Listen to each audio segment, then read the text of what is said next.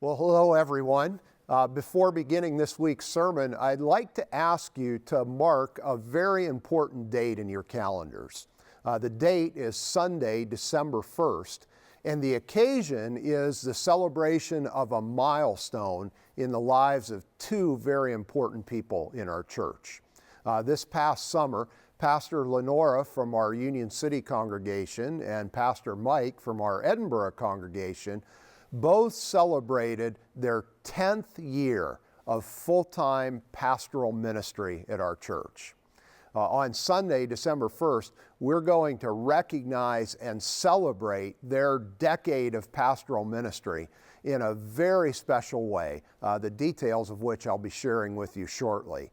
For now, though, please mark the morning of Sunday, December 1st on your calendars and plan to be in attendance with us in person, if at all possible, as we recognize and thank these two very special people. McLean Church would not be the incredible place it is without the work they have done and continue to do on our behalf.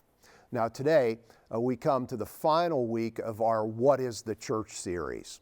In this brief series, we've been asking some important questions.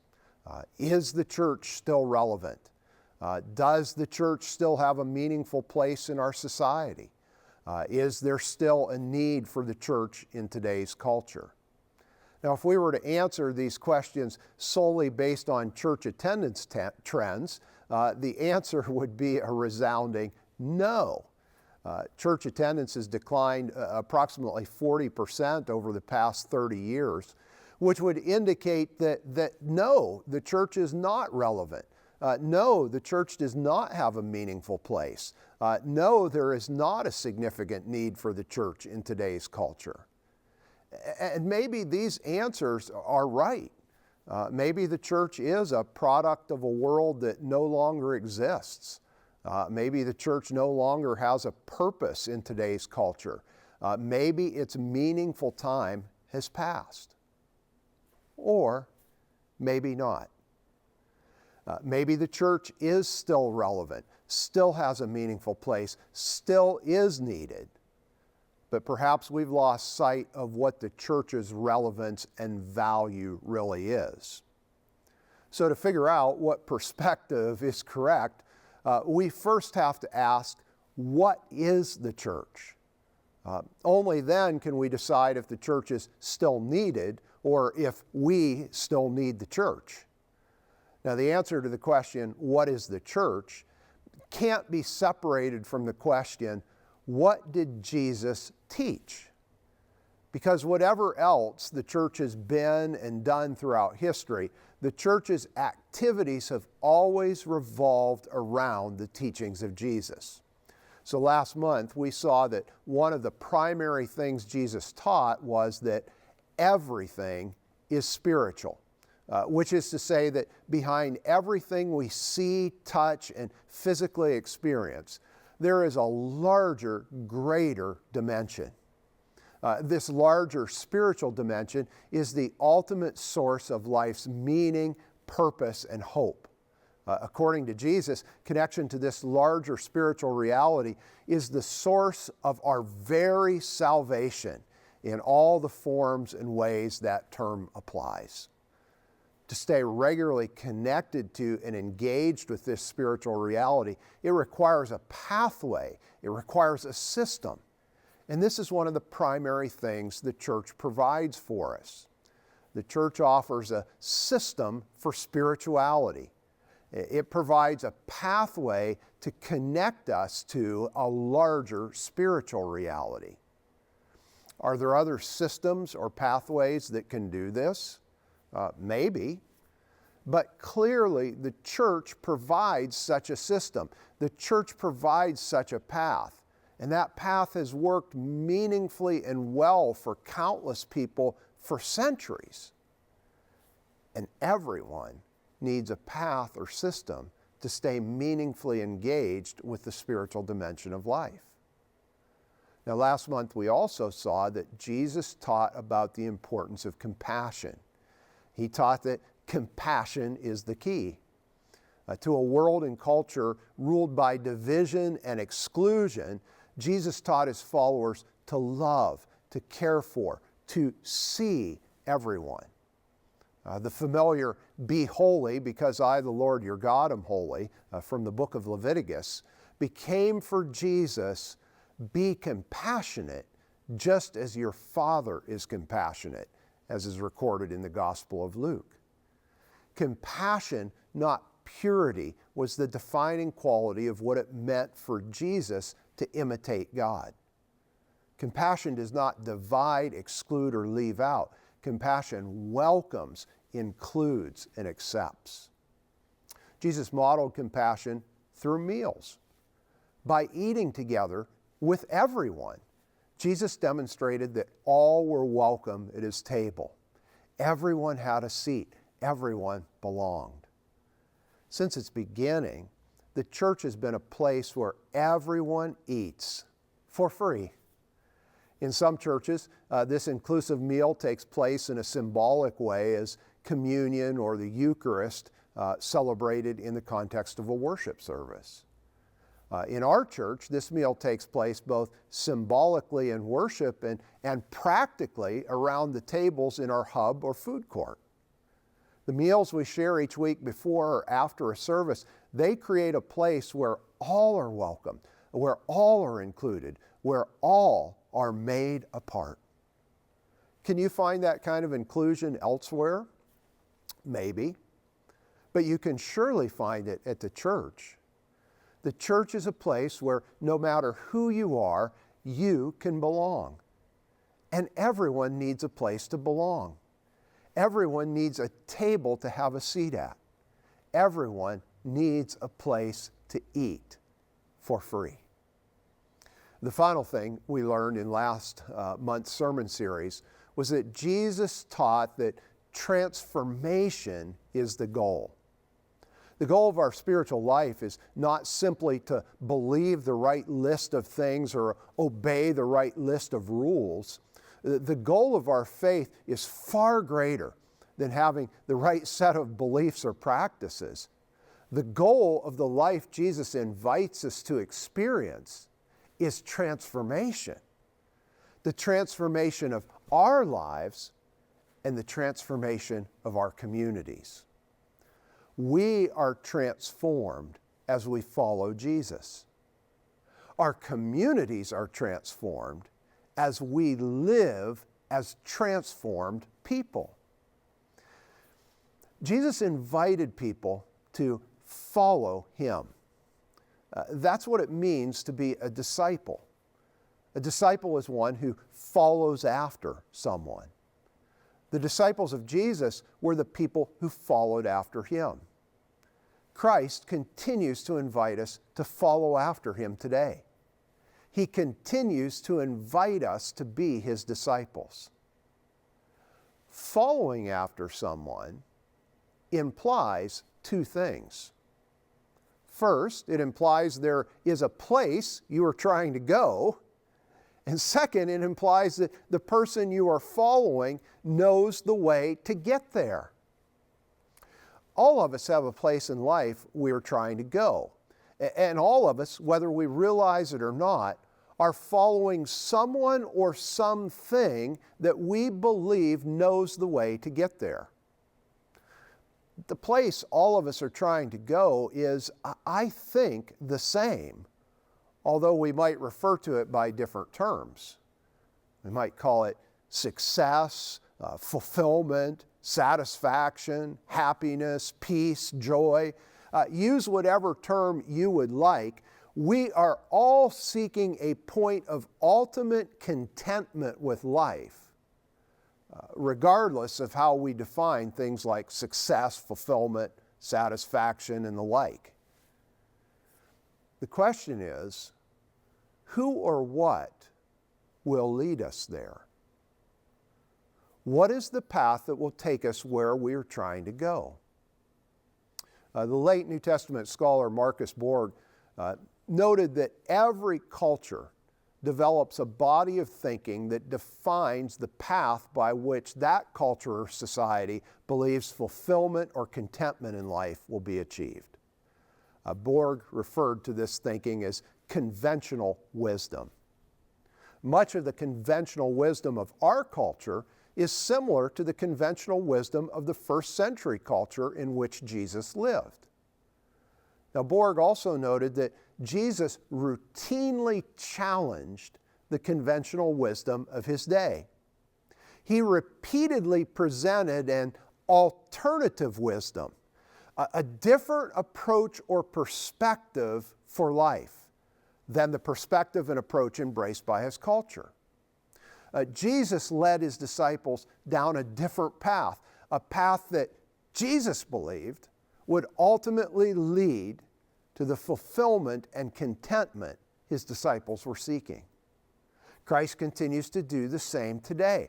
He offers us an alternative path. Culture offers one path, Jesus offers another. It's important to note that sometimes the two paths are similar and at times even overlap. The path of Jesus is not always contrary to the path of culture, but many times the paths are quite different. In fact, many times the paths are actually diametrically opposed to each other.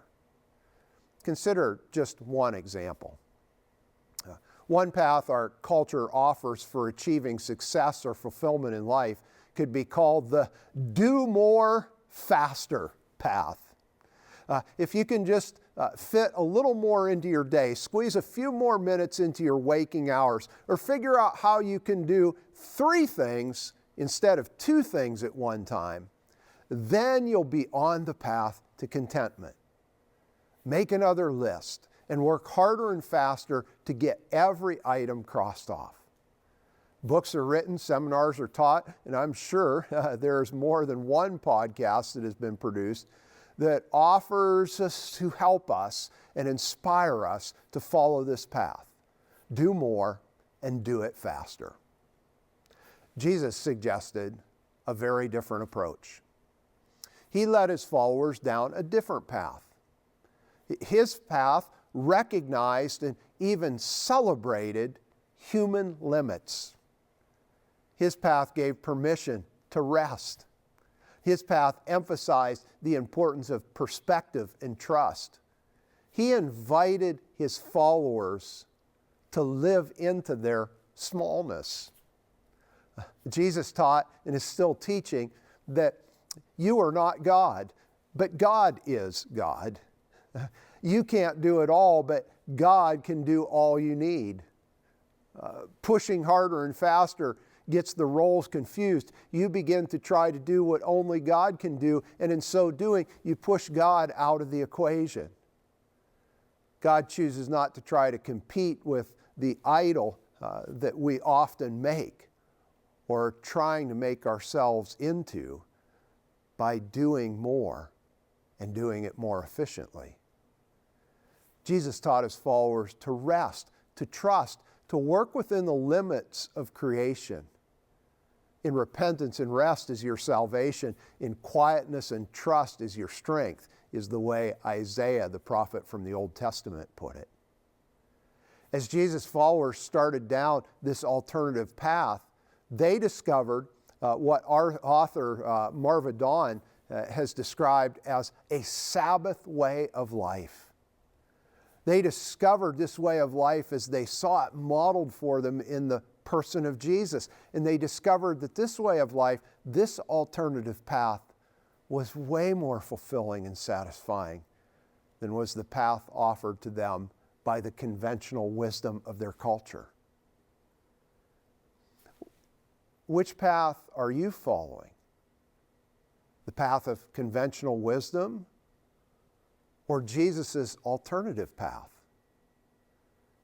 Which road are you walking down? Jesus warned his followers that wide is the gate and broad is the road that leads to destruction, and many enter through it. The path that conventional wisdom of our culture presents, it's a wide and attractive path. But will it take us where we want to go. In contrast, Jesus said, but small is the gate and narrow the road that leads to life, and only a few find it. Jesus believed that his path led to life.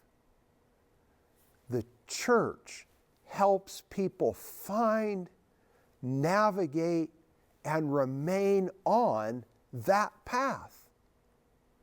On that path, we, the church, have found life. The path of Jesus is a path of continuous transformation. It is a journey by which we let go of much of our cultural conditioning in order to embrace the alternative wisdom of Jesus. This move from following the conventional wisdom of our culture to following Jesus' alternative wisdom, it takes exercise and practice. Jesus gave his followers practical things to do that would help them begin to see life differently. Things like praying for the things they needed instead of worrying about them, resting when they were tired, and blessing the people who cursed them. These exercises or disciplines were intended by Jesus to help his followers see and live their lives differently. These practices were the means by which transformation occurred. They created the space, call it the opportunity zone, in which the Spirit could bring about change. Paul, an early follower of Jesus, described some of the characteristics of a transformed life. He referred to these qualities as the fruit of the Spirit. He said, but the fruit of the Spirit is love, joy, peace, forbearance, kindness, goodness, faithfulness, gentleness, and self-control. These are qualities that all of us deeply want. The question is, what is the path that will lead us to them? Jesus offered a path and practices that would allow the Spirit's work of transformation to occur. The church makes the path and practices that Jesus offered accessible to us. And the church offers people to travel the path with us, both as companions and as guides. One practical way we're currently doing this is through our Practicing the Way life groups. These 8-week small groups are designed to help us rediscover the practices or disciplines that Jesus taught and that the early church is historically engaged in to help us embrace the alternative wisdom of Jesus, to help us be transformed. A number of these groups are meeting now, and more will be offered in the new year. So if you're ready to walk more intentionally down the path Jesus is leading us on, a Practicing the Way small group would be a great next step. The goal of all this, the goal Jesus had for his followers then and now, is that we would be changed, transformed, developed into the very best versions of ourselves. Jesus taught that we could not get to the very best versions of us by following the conventional wisdom of culture. But we could get to the very best version of us by actively and intentionally following him. And here's the amazing thing. When we are the best or just a better version of ourselves, we start to make the environments in which we live, work, learn, and play better as well. We transform our culture as we are transformed. How do you make a community better? By changing yourself. Transformed people become transforming people. And this was God's plan from the start, wasn't it? Remember how the story of the nation of Israel begins in the Bible? The Lord had said to Abram, "Go from your country, your people, and your father's household to the land I will show you. I will make you into a great nation, and I will bless you. I will make your name great, and you will be a blessing. I will bless those who bless you, and whoever curses you, I will curse. And all peoples on earth will be blessed through you. Follow me, Abram, God says. Start down the path of transformation. Leave the path of conventional wisdom that would have you stay put, remaining in place. Instead, follow me down an alternative path. I'll take you on a journey that will bring about the very best version of you. In fact, on this journey, you'll be transformed from Abram to Abraham. And as you are changed, the world will be changed. All people on earth will be blessed through you. One person starts on a journey of transformation, and the world ends up transformed. What might be accomplished? What is being accomplished in your world through the transformation of your life? God desires our transformation, our development into the very best version of ourselves, people who change the world around us for the good. I think that's who and what all of us want to be. The question is, how are we going to get there? How are we going to become what we really want to be? Jesus offers us a path. The church helps us find that path and travel on it. As we journey down the path of Jesus, we become agents of transformation. In fact, the church becomes a hub of transformation, a place where people are being transformed and in turn becoming transforming agents. Does our culture need transformation? Do we need transformation? Do you want to be transformed? Then enter the hub of transformation that is the church. And consider this. If we need a system for spirituality, and if we need a place where we can all eat at the same table, and if we need a hub of transformation, a place where we are transformed and become transforming agents, if we need these things, then maybe, just maybe, the church still has a meaningful place and role. Maybe the church is still relevant. Maybe the church is still needed by us and by our culture. And if we agree that this is the case, then maybe it's time for our attendance and engagement with the church to show that we believe that this is true.